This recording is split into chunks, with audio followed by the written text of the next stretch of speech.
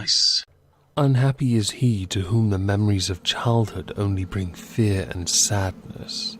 Wretched is he who looks back upon lone hours in vast and dismal chambers, with brown hangings and maddening rows of antique books, or upon awed watches in twilight groves of grotesque, gigantic, and vine-encumbered trees that silently wave twisted branches far aloft. Such a lot the gods gave to me the dazed, the disappointed, the barren, the broken, and yet I am strangely content, and cling desperately to those sere memories when my mind momentarily threatens to reach beyond to the other. I know not when I was born, save that the castle was infinitely old and infinitely horrible, full of dark passages, and having high ceilings where the eye could find only cobwebs and shadows.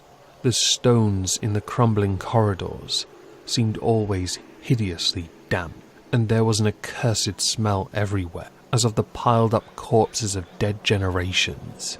It was never light, so that I used some time to light candles and gaze steadily at them for relief. Nor was there any sun outdoors, since the terrible trees grew high above the topmost accessible tower. There was one black tower which reached above the trees into the unknown outer sky, but that was partly ruined, and could not be ascended save by a well-nigh impossible climb up the sheer wall, stone by stone. I must have lived years in this place, but I cannot measure the time. Beings must have cared for my needs, yet I cannot recall any person except myself, or anything alive but the noiseless rats and bats and spiders. I think that whoever nursed me must have been shockingly aged, since my first conception of a living person was that of something mockingly like myself, yet distorted, shriveled and decaying like the castle. To me there was nothing grotesque in the bones and skeletons that strode some of the stone crypts deep down among the foundations. I fantastically associated these things with everyday events, and thought them more natural than the coloured pictures of living beings which I found in many of the mouldy books. From such books I learned all that I know. No teacher urged me or guided me, and I do not recall hearing any human voice in all those years, not even my own, for although I had read of speech, I had never thought to try to speak aloud. My aspect was a matter equally unthought of, for there were no mirrors in the castle, and I merely regarded myself by instinct as akin to the youthful figures I saw drawn and painted in the books. I felt conscious of youth because I remembered so little. Outside across the putrid moat and under the dark mute trees, I would often lie and dream for hours about what I read in the books, and would longingly picture myself amidst gay crowds in the sunny world beyond the endless forest. Once, I tried to escape from the forest, but I went farther from the castle. The shade grew denser, and the air more filled with brooding fear, so that I ran frantically back, lest I lose my way in a labyrinth of nighted silence. So through endless twilights I dreamed and waited, though I knew not what I waited for. Then, in the shadowy solitude, my longing for light grew so frantic that I could rest no more, and I lifted entreating hands to the single black ruined tower that reached above the forest into the unknown outer sky, and I at last resolved to scale that tower, fall though I might, since it were better to glimpse the sky and perish than to live without ever beholding day. In the dank twilight I climbed the worn and aged stone stairs till I reached the level where they ceased, and thereafter clung perilously to small footholds leaning upward. Ghastly and terrible was that dead, stairless cylinder of rock, black, ruined and deserted, and sinister with startled bats whose wings made no noise. But more ghastly and terrible still was the slowness of my progress, for climb as I might, the darkness overhead grew no thinner, and a new chill as of haunted and venerable mould assailed me. I shivered as I wondered why I did not reach the light, and would have looked down had I dared. I fancied that night had come suddenly upon me, and vainly groped with one free hand for a window embrasure, that I might peer out and above, and try to judge the height I had attained. All at once, after an infinity of awesome sightless crawling up that concave and desperate precipice, I felt my head touch a solid thing, and I knew I must have gained the roof, or at least some kind of floor. In the darkness, I raised my free hand and tested the barrier, finding it stone and immovable. Then came a deadly circuit of the tower, clinging to whatever holds the slimy wall could give, till finally my testing hand found the barrier yielding, and I turned it upward again, pushing the slab or door with my head, as I used both hands in my fearful ascent. There was no light revealed above, and as my hands went higher, I knew that my climb was for the nonce ended, since the slab was the trapdoor of an aperture leading to a level stone surface, of greater circumference than the lower tower, no doubt the floor of some lofty and capacious observation chamber. I crawled through carefully, and tried to prevent the heavy slab from falling back into place, but failed in the latter attempt. As I lay exhausted on the stone floor, I heard the eerie echoes of its fall, but hoped, when necessary, to pry it open again. Believing I was now at a prodigious height, far above the accursed branches of the wood, I dragged myself up from the floor, and fumbled about for windows, that I might look for the first time upon the sky and the moon and the stars of which I had read. But on every hand I was disappointed, since all that I found were vast shelves of marble-bearing odious oblong boxes, of disturbing size.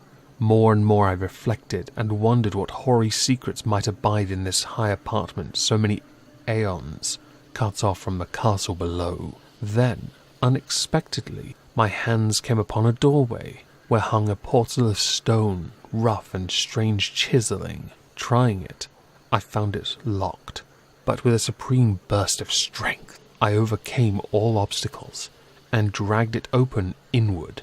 As I did so, there came to me the purest ecstasy I have ever known, for shining tranquilly through an ornate grating of iron, and down a short stone passageway of steps that ascended from the newly found doorway, was the radiant full moon, which I had never before seen, save in dreams and vague visions I dared not call memory. Fancying now that I had attained the very pinnacle of the castle, I commenced to rush up the few steps beyond the door, but the sudden veiling of the moon by a cloud caused me to stumble, and I felt my way more slowly in the dark. It was still very dark when I reached the grating, which I tried carefully and found unlocked, but which I did not open for fear of falling from the amazing height to which I had climbed. Then the moon came out. Most demoniacal of all the shocks is that of the abysmally unexpected and grotesquely unbelievable. Nothing I had before undergone could compare in terror with what I now saw, with the bizarre marvels that sight implied. The sight itself was as simple as it was stupefying, for it was merely this. Instead of a dizzying prospect of treetops seen from a lofty eminence, there stretched around me on a level through the grating nothing less than the solid ground, decked and diversified with marble slabs and columns, overshadowed by an ancient stone church whose ruined spire gleamed spectrally in the moonlight. Half unconscious, I opened the grating and staggered out upon the white gravel path that stretched away in two directions.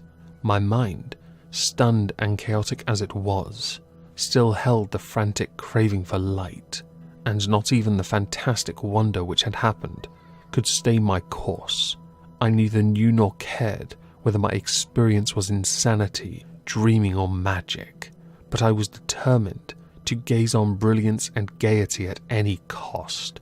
I knew not who I was, or what I was, or what my surroundings might be, though as I continued to stumble along, I became conscious of a kind of fearsome latent memory that made my progress not wholly fortuitous.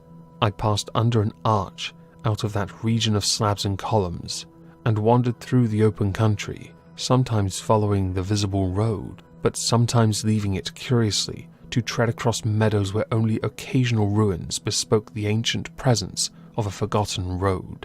Once I swam across a swift river where crumbling mossy masonry told of a bridge long vanished.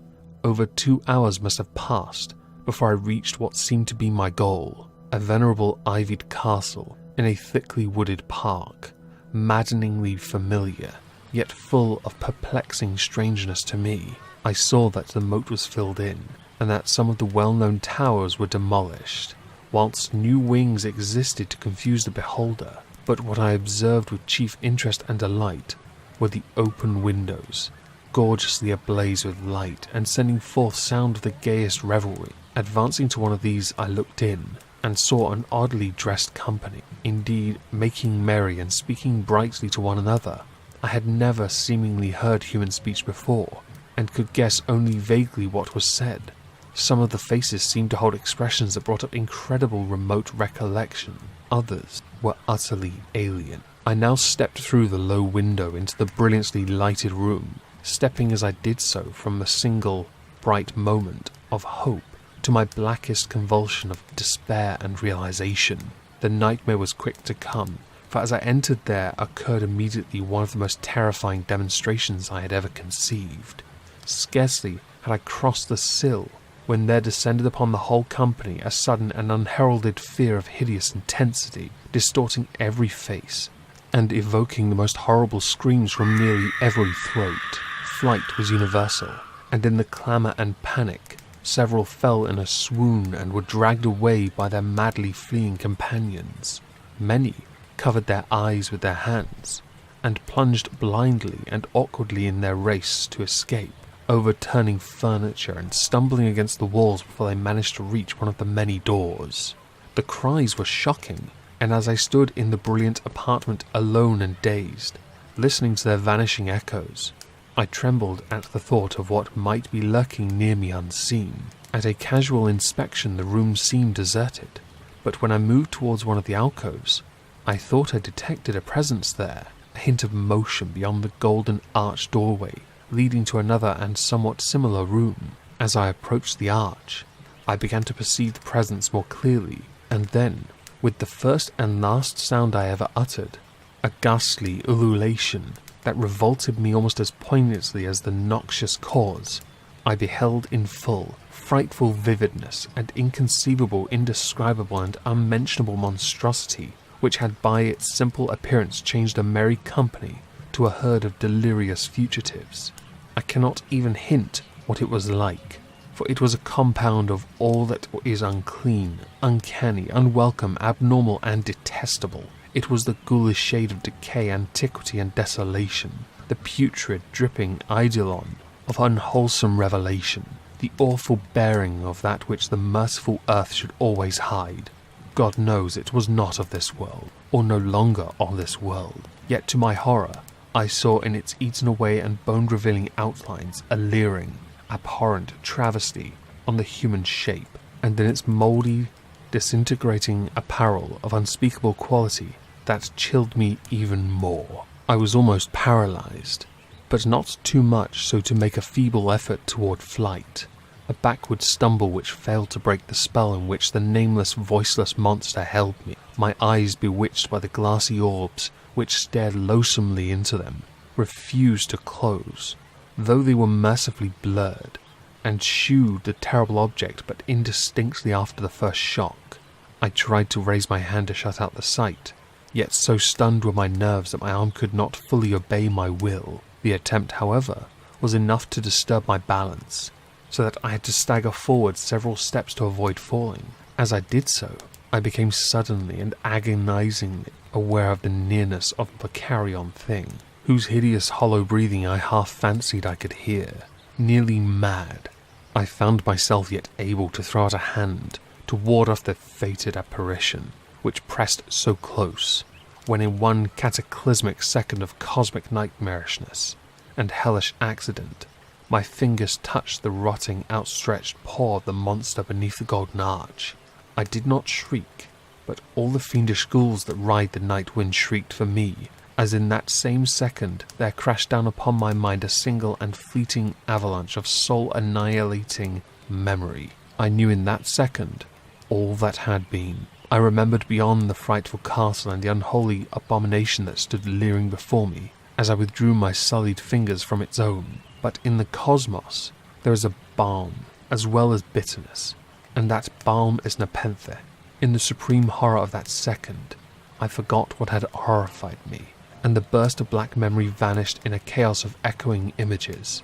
In a dream, I fled from that haunted and accursed pile, and ran swiftly and silently in the moonlight. When I returned to the churchyard place of marble, and went down the steps, I found the stone trapdoor immovable, but I was not sorry, for I had hated the antique castle and the trees.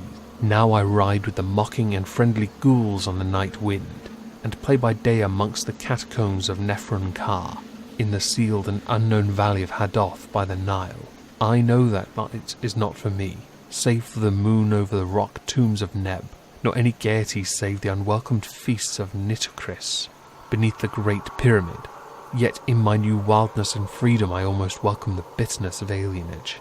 For although Nepenthe has calmed me, I know always that I am an outsider, a stranger in this century and among those who are still men. This I have known ever since I stretched out my fingers to the abomination with that great gilded frame, stretched out my fingers and touched a cold and unyielding surface of polished glass.